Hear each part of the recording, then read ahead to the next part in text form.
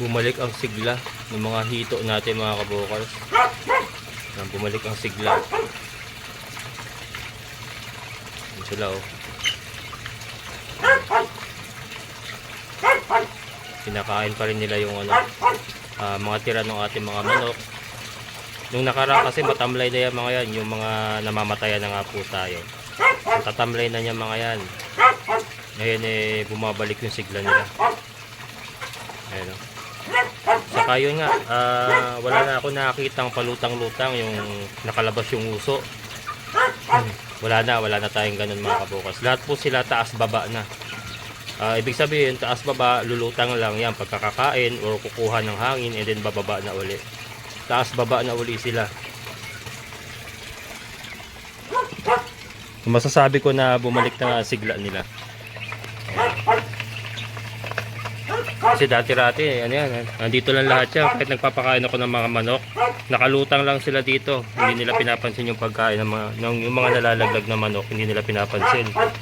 Pero ngayon, ito, balik na sila sa ano, balik na sila sa dati nilang gawain, yung paninimot nga ng mga nalalaglag ng ating mga manok. Ayan, kita nyo ba? Medyo ano, malabo kasi. Pero ayan, kung nakita nyo yung mga tumitilamsik, yung mga hito po yan. Yan o, yan sila o.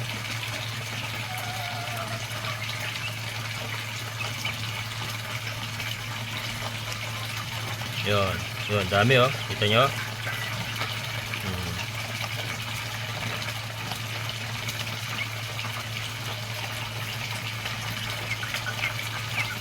Yan, so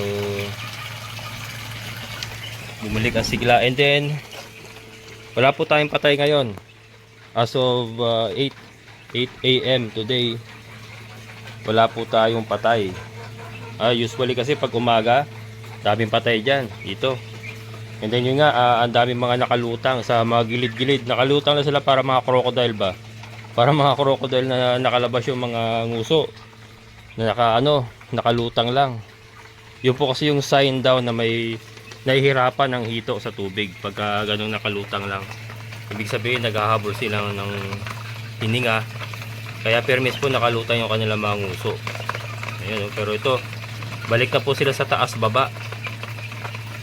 Yan, so talagang nakatulong mga kabokals. Ito masasabi ko na talagang nakatulong yung paglagay natin ng lupa. Diba, kung napanood nyo po, sa mga hindi po nakapanood, backdate lang po kayo.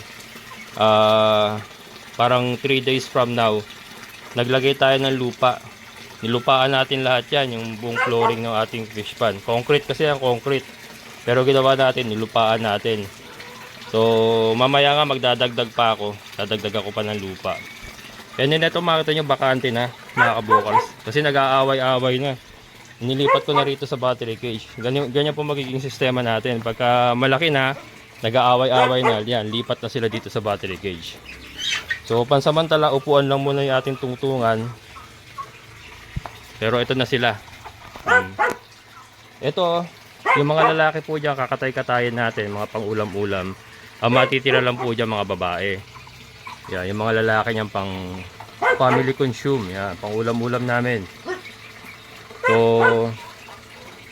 parang konti nga lang ang babae dito sa batch na ito. Konti lang. Ang dami lalaki ko, ang dami ko nakita ng lalaki.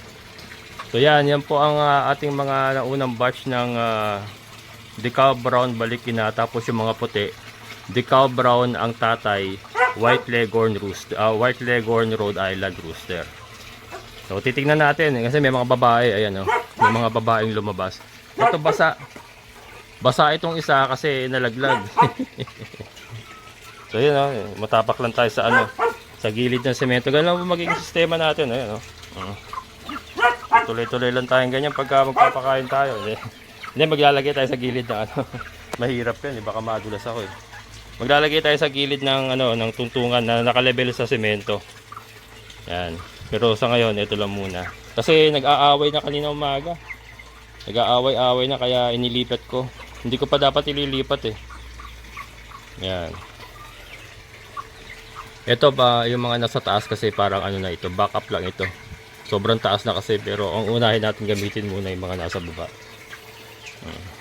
So yan na. So yan, hindi naman po magagamit lahat yan. Sabi ko nga kasi yung mga lalaki dyan, kakatayin natin pang ulam-ulam. Ang magpipirmis lang dyan yung mga babae kasi ididiretso natin ng layer yan.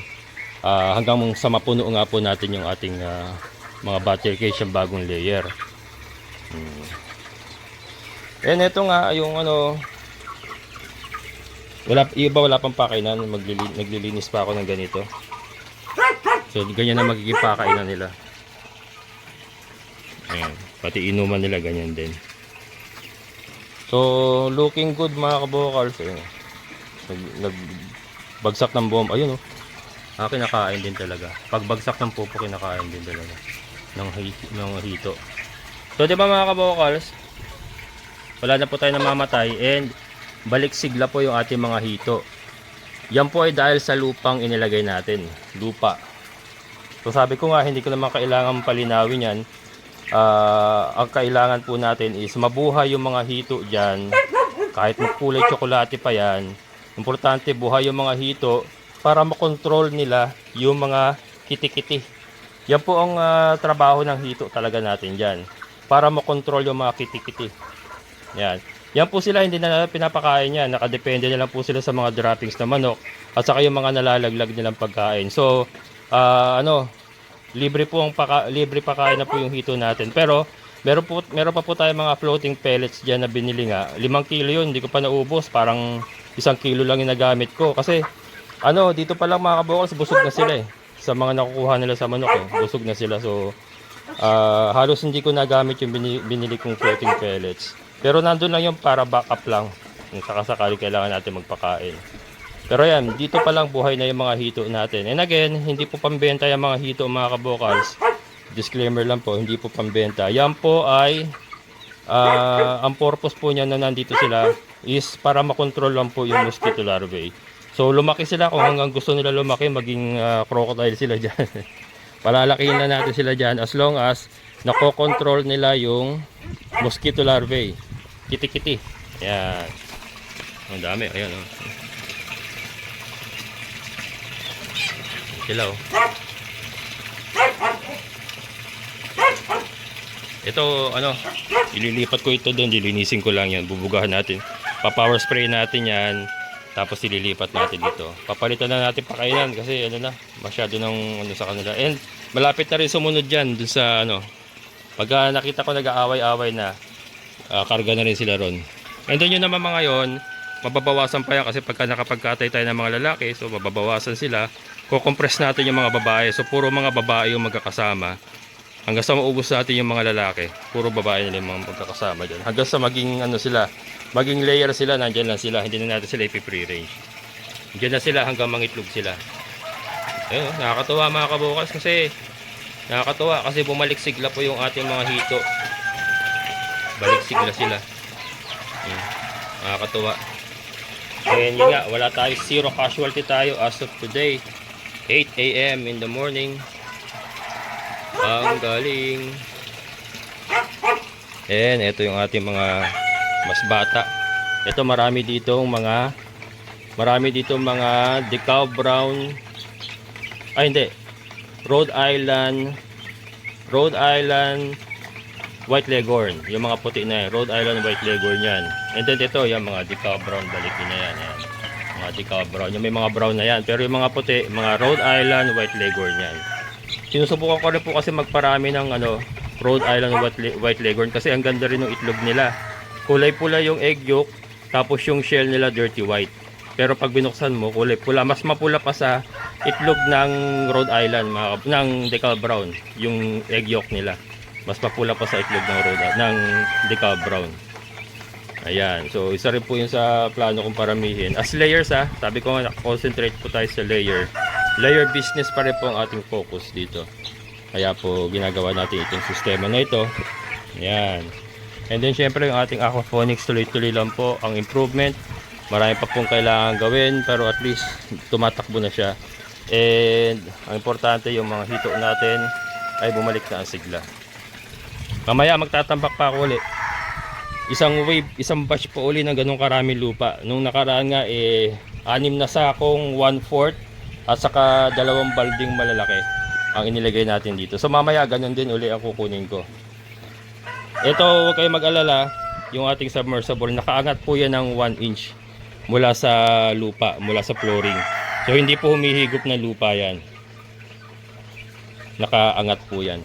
Makita nyo naman kasi kung humihigop ng lupa yan, bumara na yan. Hindi na tatakbo ito. Hindi na magtatapon ng tubig yan kung yan po ay bumabara. Ayan. Dito pala makikita mo na kung bumabara yung motor mo. Pag huminto ito, pag wala na siya itinatapon na tubig, ibig sabihin, barado na yung motor. Yun. Yan, mamaya makabukas magdadagdag tayo ng lupa. Sa tingin ko, lupa ang, ito sa akin na naman, sa tingin ko, lupa ang makakasolve ng problema natin dito sa ating fish pan. Para sa ating layer business, chicken phonics.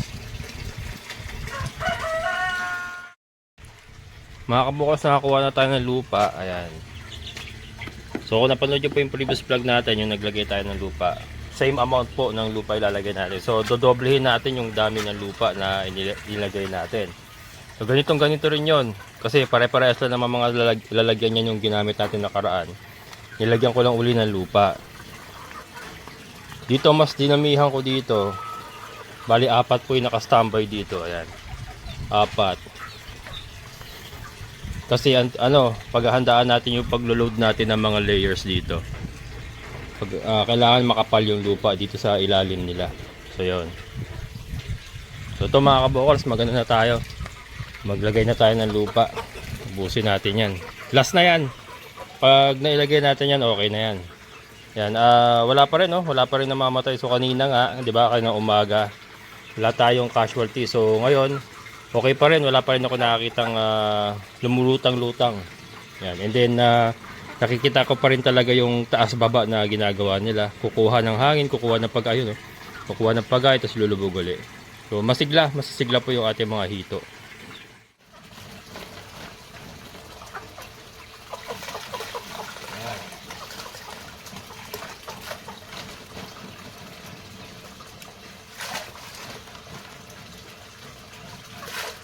Palat na natin mga kabukal.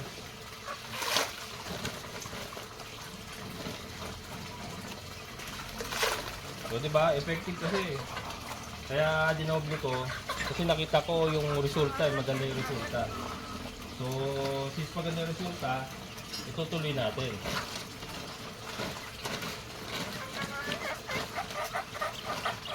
So again mga kabukal, hindi naman natin kailangan palinawin yung tubig ha.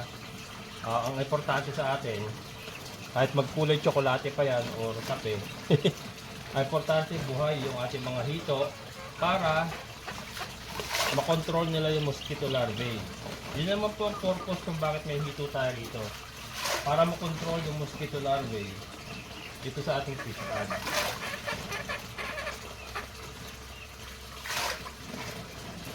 Yan o.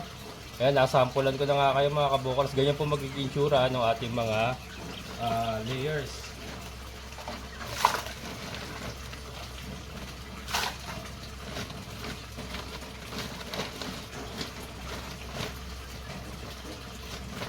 Magandang epekto na itong lupa. Sabi ko na kasi meron talaga magkakaroon talaga ng reaction niya mga kabukals itong lupa. Pamamahayan kasi talaga ng ng mga nutrifying bacteria natin para sa ating nitrogen cycle. And then yung aquaponics natin, kakainin naman yung nitrogen.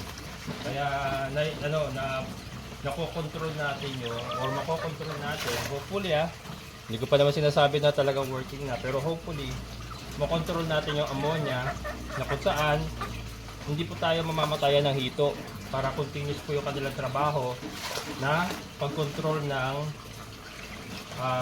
kiti-kiti.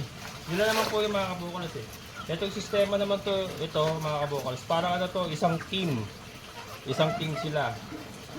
May kanya-kanya po silang trabaho. Ang trabaho po ng hito, kontrolin yung mga kiti-kiti. Ang trabaho naman po ng mga manok, mag-produce ng mga itlog na pambenta natin. Ang trabaho naman po ng ating aquaponics, yung ating mga halaman, kainin yung nitrogen na napuproduce ng ating fish pan. para po mabawasan or makontrol ang ammonia. Yan. Isang cycle po. Teamwork. Yan, teamwork. Para silang isang basketball team o isang team sa isang call center. Yan. May kanya-kanya pong trabaho. May kanya-kanyang assignment. Ganyan po gumagana yung ating konsepto, mga kabukan. Ito again, hindi po ako eksperto ha. Ito pong ginagawa natin, mga pang sarili lang po natin discard ito. Pero ito, as we go along, yes, marami pong problema, pero nga, hindi natin tinitigilan. Hindi natin ito basta-basta isusuko, mga kabukan. And nagpe-pay off naman yung ating mga paghihirap kasi ito, diba, yung nakaraan, namamatay na yung mga hito natin. Tabo-tabo. Kada isang araw, nakakaisang tabo tayong hito patay. Pero ngayon, walang casualty. Eh, nakita natin na masisigla yung mga hito natin. So, diba? Ang ganda ng response sa pamamaraan na ginagawa natin.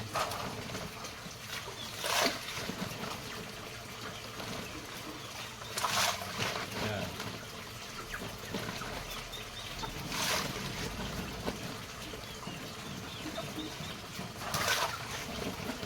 Saka itong lupa na ito, mga kabukals, halimbawa, kunyari isang taon, halimbawa.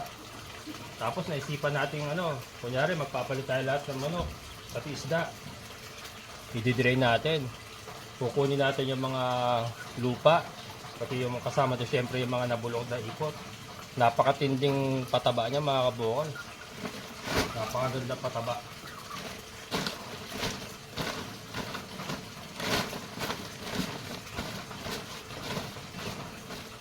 Marami siyang gamit.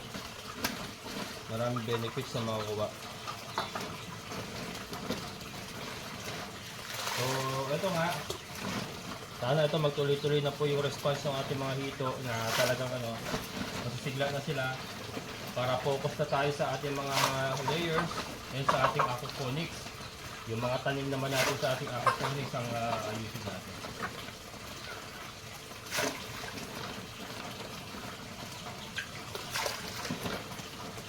Taga lang, mga kabukan. Taga lang. Alam nyo ako, naniniwala ako. Ang tunay na kagalingan ng isang tao, hindi po nakikita yan sa galing mo na gumawa. Hindi po nakikita yan sa abilidad mo or sa skills. Yan po yung nakikita sa kung paano ka bumangon sa tuwing kayo madadapa and move forward, continue on.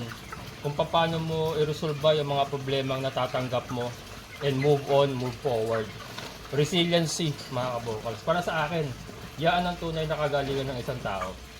Hindi po yung sa skills. Kasi ang skills, yan, naaaral yan.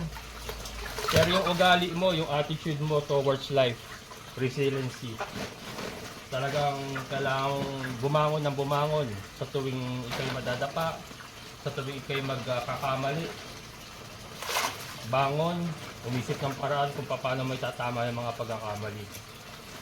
Yun ang tunay na kagalingan ng isang tao. Para sa akin, mga kabukals, para sa akin.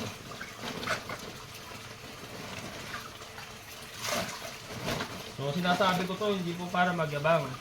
Sinasabi ko po para sa aking mga kapwa Pilipino na may mga ginagawang kahilintulad ng mga ginagawa natin na magsilbing inspiration sa kanila. So ito nga si Kabukals, hindi sumusuko kahit may mga pagkakamali, kahit may mga problema na tinatanggap kabi-kabila, pero tuloy pa rin po tayo sa paglaban. So sana po sa mga nanonood, kung meron po kayong mga kahalintulad na sitwasyon, huwag po kayo susuko hanggat buhay kayo. Laban lang. Ganda naman yun. Hanggat buhay, laban lang, hanggat kaya mo. Ang problema nung kasi kung buhay ka pa, hindi ka na lumalaban. Diba? Di wala na sa isa yung pagiging buhay mo. Ganun. Kailangan mo lumaban hanggat buhay ka. Continue on, move forward. And higit sa lahat, yung tiwala mo sa sarili mo, dapat nandoon. More than anything else. Yung tiwala sa sarili mga kabukas. Pag yan ang nawala sa isang tao, nawalan ka ng tiwala sa sarili mo, sigurado bagsak ka na. Ganun po yung kasimple mga kabukas. Para sa akin ha. Yan, para sa akin po. Sana po yung magsilbing inspirasyon.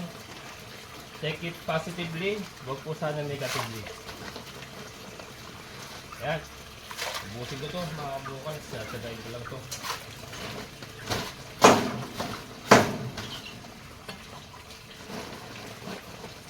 Wala, may kalat.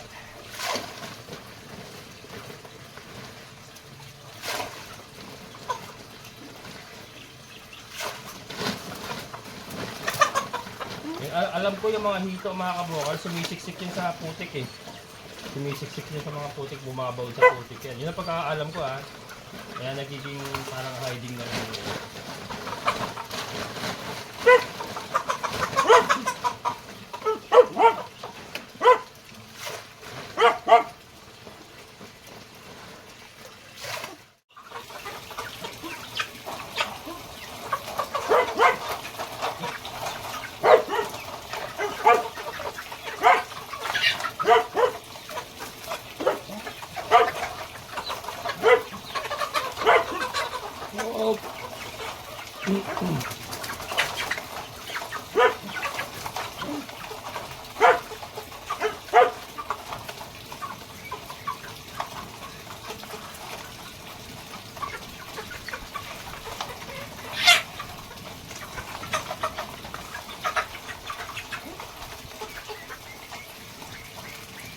Kaya mga kabukan, itambak na natin yung mga lupa.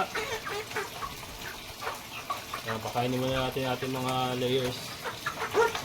Future layers pala. Future layers. Kaya yan po ating mga future layers. And then ganito po magiging setup natin pag talagang full blast na tayo dito sa ating mga battery cage. Pagka may laman na lahat. Ito po ang magiging ano natin. Yan.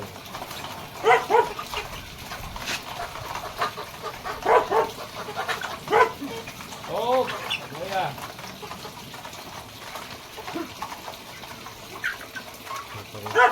Scoop tayo para sa kanilang pagkain.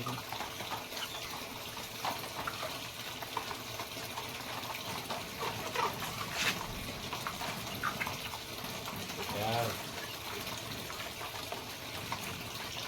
O, diba?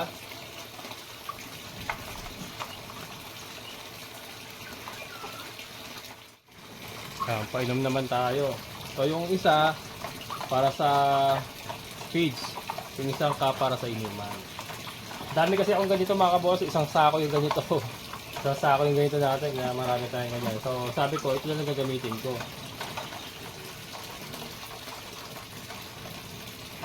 Yan, and then ito mga bagong layers natin, baka i-dry feeding ko na ito. Kasi maganda po yung dry feeding para yung mga natatapon nila, kakainin pa ng mga hito natin.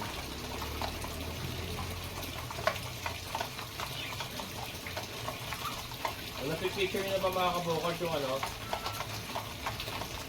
Napipicture nyo ba yung magiging ano natin? Setup natin? Pagka talagang nag-work na lahat. So ganyan oh. Ganyan lang ang dali oh. Papakain tayo oh. Sa taas. Tayo sa taas. Wala pang ano eh. Wala pang tungtungan pero ano to, gagawin natin to ng tungtungan talaga. Pero may tungtungan talaga. So sa umaga, papakain ka lang ganyan, no, di ba? Bigyan mo silang pagkain, maaga-maaga kailangan. Tapos, makongolekta ka ng itlog. Yung itlog yan eh. Makongolekta tayo ng itlog ng ganyan. So, tapos sa hapon na naman tayo magpapakain. So hindi na natin kailangan mag-scrape out ng ipot sa ilalim. Wala nang scrape out ng ipot. Kasi dumidiretso ka sa ating fish pan. So, di ba? Ang pinakatrabaho na lang natin once na nag full blast na talaga itong ating paitlugan with aquaponics. Yung pagpapakain sa umaga, pagpapakain sa hapon, and then in between yung collection ng itlog. Yun lang ang pinakatrabaho natin. O, di ba ang dali? Tapos, less amoy pa. Hindi natin problemahin yun. Ako, nangangamoy na yung itlog, yung manukan ko. Na-experience ko yan mga kabukals, yung last tag-ulan, talagang pinoproblema ko yan. Kaya kung mapapansin nyo kung ano-ano po yung ginagawa ko dati, nagpasok pa ako ng mga langaw busters, yung ating mga Muscovy duck, pinapasok ko sa loob ng ating layer house para makontrol lang yung mga langaw. Ang problema naman sa Muscovy duck, masyadong nagpuputik yung loob kasi kalkal sila ng kalkal sa sa putikan do sa ilalim ng ipot. So nagpuputik, namamaho din. So yung ipa naman, ipa sa kusot, lagay tayo ng lagay. Kaya lang after 2 days, ayan na naman. Nag-accumulate na naman yung ipot. So every 2 days, patong tayo ng ipa saka ng kusot. So masyadong laborious, masyadong magastos kasi 30 pesos din po yung isang sako nun. And at the same time, pagka napuno na, pag kumapal na talaga, obligado kang kunin yun, scrape out yun, isako. So sobrang pagod, sobrang inconvenient. So ito, once na napagana talaga na natin, ito na lang, yan na. Wala na tayong problemahin sa ipot. Wala na tayong problemahin sa sa mga langaw, kontrolado ang langaw sa ang amoy. So yun po yung gusto ko mangyari dito mga kabukals. But again, it's a work in progress. Pero ang maganda dyan is nakikitaan po natin ng improvement yung ating mga ginagawa na pamamaraan, yung ating mga resolusyon na ginagawa sa mga problemang dumarating. So ito, pakita ko muna yung ilalim bago tayo magtapos.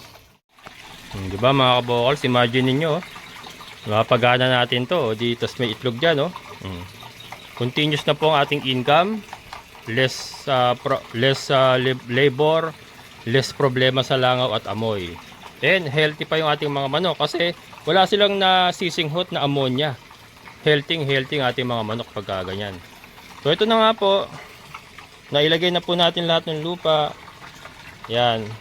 Yung mga nasa ibabaw na yan, yan, madali lang yung may tayo dyan, yung net pang ganon. Ayan yung ating mga hito. Medyo nabulabog kasi yung lupa kaya Pero nakita niyo naman kanina, talagang nag-aagawan sila sa yung mga droppings dito kanina. Yung ating motor. So itong filter natin mga kabukals, yan ongoing process pa rin yan. So yun nga, tuloy pa rin po yung ating gagawing additional filter dito sa ating kambingan. Tuloy pa rin po yan. Dito nga yung ginagawa na hindi ko na naman naasikaso. Hindi ko na naman naasikaso. Itong si Bambi mukhang marapit na rin mga anak. Namamagana yung kanyang chipipay. Medyo umaarsa yung kanyang chipipay. Problema ko, nakalactating na to Ma'am Jean Tapos in-injection ako ng DCM vitamins B12. Kaya lang impis pa rin yung kanyang dede. Pero yung kanyang chipipay ay medyo umaalsa na. Yan, medyo umaalsa na yung kanyang chipipay. Ayun, ayun yung mag-ina, makulit. Lalabas siya mamaya sila. Mamayang hapon. So dito nga po natin pupwesto yung ating additional filter, 2 drum. Bali overflow. Overflow system nga para sa unang drum, makukuha yung mga solid residue. Tapos meron tayong drain sa ilalim. Pakakawalan lang natin sa ilalim yung pagka marami na. Tapos sa kabila, ganun pa rin. Ika-capture niya yung mga solid residue. Tapos saka siya pupunta roon dun sa ating biofilter doon. Ayun. Saka siya pupunta. So 2 drum na sasala overflow system kasi yung solid residue naman bababa yan mga kabukals nasa baba yan. Overflow system pack para pagdating doon wala nang halos solid residue. May graba tayo dun sa kauling na nagsisilbing biofilter nga. And then diretso na po yan sa ating aquaponics. Ayun yung ating aquaponics. Pinatay ko na itong patola na natin na nasa lupa para hindi maghalo kasi baka maghalo sila nung sa aquaponics. Yung sa aquaponics kasi umaano na rin humahaba na rin, kumakatay na rin. So pinatay na natin yung unang patola natin na nakatanim sa lupa. Ayan na. So yun mga kabukals, work in progress. At least meron tayong mga magagandang resulta. Hello pigs! Hello pigs? How are you, pigs? Ayun, ating mga future inahin, mga kabukals. Ating mga future inahin. Laki na rin. And then yung anak ni Tricia. Yan, oh. Gaganda na rin, oh. Magaganda na rin, mga kabukals. Para madilim yung cellphone ko. Yan, medyo madilim yung cellphone ko. Pasensya na, mga kabukals. Pero yan na, nagbibilog-bilog ng kanilang mga katawan. Anak ni Tricia. Yan. Looking good. Ito, bago tayo magtapos, pasilip sa ating ulang. Ating mga ulang. Malalaki na. Pinababayaan ko lang yung mga kabukas. Basta palit lang ako ng tubig. Ito nga, isang linggo na hindi napapalitan dahil sobra ako nabibisi. Pero mamaya, pilitin ko mapalitan. Ang pinapakain ko dito, mga kabukas, hard-boiled egg at saka kanin, salitan. Paggabi kanin sila. Tapos mamaya hard-boiled egg naman sila. Gusto nila hard-boiled egg. Yan, nakita niyo yung batok nila, mga kabukas, yung mga batok. Ayan, oh. Yung mga batok na yan. Pagka nagpakain ako ng hard-boiled egg, makikita mo talaga yung itlog nandun sa batok nila. Talagang kasi transparent nga, di ba? Talagang kinakain nila yung hard-boiled egg, mga kabukas. Gusto nila. Kasi makikita mo sa batok, andun. Nasa loob ng batok nila, ibig sabihin. Kumbaga yung sa bitukan nila, yung sa stomach nila yun eh. Nakakita talaga yung hard-boiled egg. Wala namamatay nga, mga kabukas. Wala tayong namamatay na ulang. So yan lang. Napansin ko ito malaki na ito, mga kabukas, oh. Parang sumpo na talaga. So ito nga po, isa po ito sa tinitignan ko was for example, di ba? Talagang sabi ko kung magfa-fail talaga lahat ng efforts natin sa ating chicken phonics at kailangan i-alis yung mga manok, isa po ito sa tinitignan ko na pwedeng i-culture talaga. Pwedeng i-grow out. Lalo na nakita ko na yung diet nila. Nakita ko na yung nalaman ko na kung ano ba talaga yung gusto nilang diet. Kanin lang pala, saka hard-boiled egg. Gusto lang nila. Ayan. So, di ba? So, kaya nga po, hindi ako natatakot ditong, kung mag-fail man itong ating aquaponics, chicken phonics. Kasi may mga backup plan tayo, mga kabukals. May mga backup plan. Yan po. Ayan, mga kabukals. So, yan po ang ating activity for today. Yan po ang aking may babahagi sa inyo for today.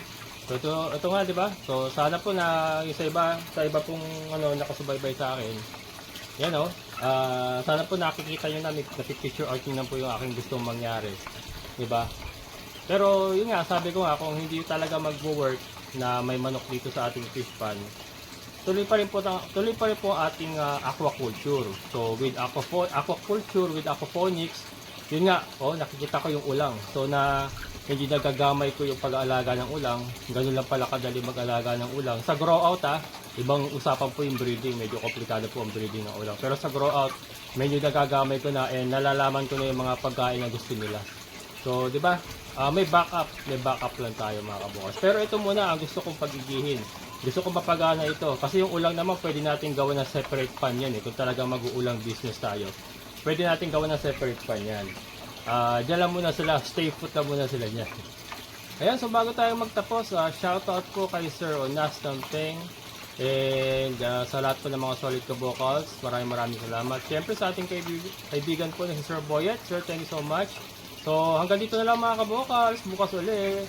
So muli, ito ang yung kabukals farmer. Nagsasabing sabay-sabay tayong mangarap, magsikap at kumilos. Siguradong una ng ating amazing na buhay. Bye-bye!